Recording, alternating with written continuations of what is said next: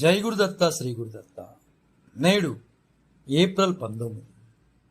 April 19 అంటే ప్రపంచ కాలేయ దినోత్సవం, అంటే లివర్ దినోత్సవం అన్నమాట.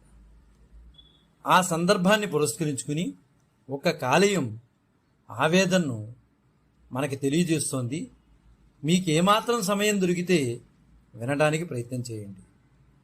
హాయ్, నన్ను గుర్తుపట్టారా? అయ్యో, కంగారు పడకండి, నేను మీ కాలేయంను మాత్రమే. నేను మీ శరీరంలో అతి పెద్ద గ్రంథిని. నేను ఉదరంలో ఉదర వితానానికి క్రింద కుడివైపున మధ్యలో ఉంటాను. నేను నా గురించి అసలు మీరు ఎప్పుడైనా ఆలోచించారా? నా కర్తవ్యం ఏంటో మీకు తెలుసా? పైత్యరసాన్ని తయారు చేస్తాను.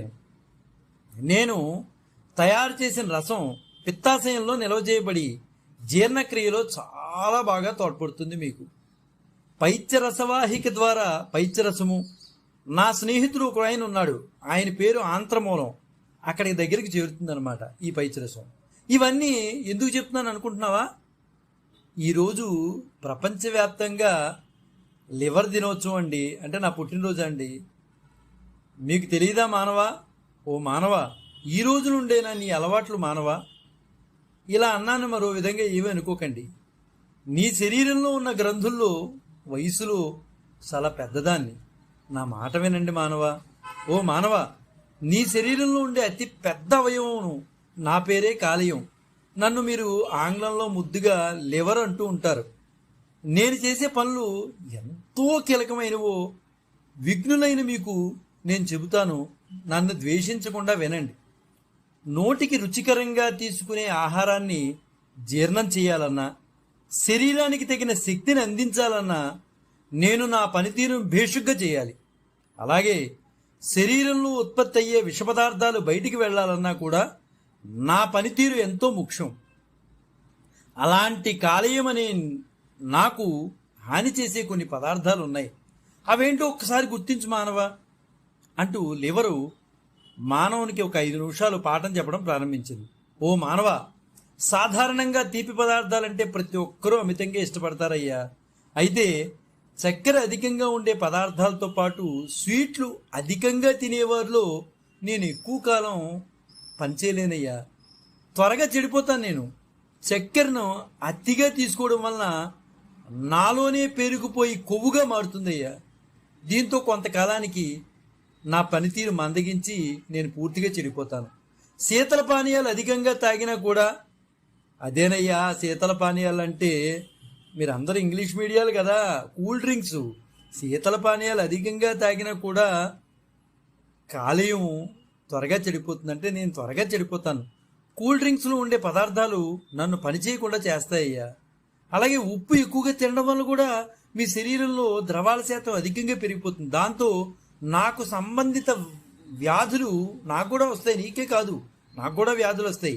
ఉప్పు వల్ల రక్తపోటు కూడా వస్తుందనే విషయం నీకు తెలుసు కదా మానవా. ఇంకో విషయం ఏంటంటే, విటమిన్ ఏ ఉన్న ఆహారం తీసుకుంటే కంటికి సంబంధించిన సమస్యలు ఉండవని అందరికీ తెలిసిందే. అయితే ఏ విటమిన్ తినమన్నారు కదా అని అధిక మోతాదులో మించి దాన్ని తీసుకుంటే కనుక ఆ ప్రభావం నావే పడిపోతుందయ్యా. అంటే ఏది ఎంత అతి సర్వత్రా వర్జేయత్ అన్నట్టు మీరు ఎంతవరకు వాడాలో అంతవరకే వాడాలి. ఏ విటమిన్ కూడా దాన్ని ఎక్కువగా తీసుకోవడం వలన నేను చెడిపోతానయ్యా. దానివల్ల దానితో నేను దెబ్బతింటాను. అలాగే నీ ఆరోగ్యం కూడా నాశనం అవుతుంది. ప్రస్తుతం మార్కెట్లో కుప్పలు తిప్పలుగా లభించేటటువంటి చిప్స్ ఉంటున్నాయి చూశారు. ఈ ఆహార పదార్థాలను ఎక్కువగా తీసుకోవడం వలన వాటిలో ఉండే రసాయనాలు, విషపూరితమైన పదార్థాలు నాపై ప్రభావం చూపించి నా పనితీరును మందగించేస్తున్నాయ్యా. అందుకనే మానవా, నేను చెప్పే విషయాలు శ్రద్ధగా విను. అన్నీ నాకు తెలుసులేని అనుకోకయ్యా, దయచేసి వినవయ్యా, చెప్పే మాట వినవయ్యా నువ్వు అంటూ కాలేయం మరింకోసారి క్లాస్ తీసుకోవడం ప్రారంభించింది మానవుడికి. నేను చెడిపోతాను అనటానికి గల కారణాలు ఉన్నాయి. ఆల్కహాల్ దూరంగా ఉండండి. మద్యం ఎక్కువ తీసుకోవడం వలన లివర్ దెబ్బతింటుందయ్యా. ఎన్నిసార్లు చెప్పినా మీ గోల మీదే కానీ మా గోల పట్టించుకోరు కదయ్యా. నీకు తాగడమే ముఖ్యం. నేను దెబ్బతింటున్నానన్న విషయాన్ని గ్రహించవేటయ్యా. కొవ్వు పదార్థాలు, వేపుళ్ళు అతిగా తినకండి అయ్యా. ఉప్పు చక్కెరలు ఎక్కువ మోతాదులో తీసుకోవడం వలన నాకు ప్రమాదకరం, తద్వారా నువ్వు ఇబ్బంది పడతావు. ప్రాసెస్ చేసిన పిండి ధాన్యాలను దయచేసి తినకండి. అలాగే మాంసకృతులు ఎక్కువగా ఉన్నవి, పంది మేక ఇలాంటివి మాంసాలను అతిగా తినకండి. ఇలా చేస్తే నేను మాత్రం మీకు ఎప్పటికీ సహకరించలేనయ్యా. ఏదో ఒక రోజు నేను ఖాళీ అవుతాను, తద్వారా మీరు కూడా ఖాళీ అవుతారు. గుర్తించండి అయ్యా. అయితే నేను మీకు ఎప్పుడు సహకరిస్తాను అంటే, పచ్చని ఆకుకూరలు తినండి. ఇవి లివర్ని అంటే నన్ను శుభ్రంగా ఉంచుతాయి.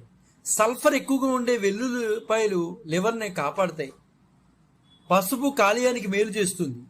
గ్రీన్ టీ, యాపిల్ పండ్లు సైతం నాకు చాలా మంచివి.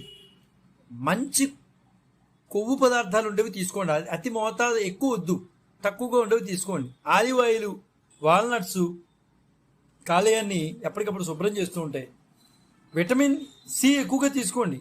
ఇది కాలేయం వద్ద కొవ్వుల్ని నియంత్రిస్తాయి. రోజు నీటిని ఎక్కువ తాగడం దీనివల్ల కాలేయానికి ఆరోగ్యాన్ని ఉంచుతుంది. అయ్యా గుర్తుపెట్టుకున్నారా? ఇవన్నీ కూడా చెయ్యండి. ఓ మానవ, ఒక్కసారి ఆలోచించు. Hepatitis B, C, alcohol, TB, sugar వ్యాధి, మలేరియా, డెంగ్యూ మొదలైన వ్యాధుల వల్ల నాకు జబ్బులు వస్తూ ఉంటాయి. నాకు వచ్చే జబ్బులు అనమాట అవి. ముఖ్యంగా మీ భారతదేశంలో ఏ వైరస్, ఈ వైరస్, బి వైరస్ ఇన్ఫెక్షన్ల వల్ల నేను ముఖ్యంగా ఫెయిల్యూర్ అవుతున్నానయ్యా. నన్ను కాపాడుకోవాల్సిన బాధ్యత నీదే.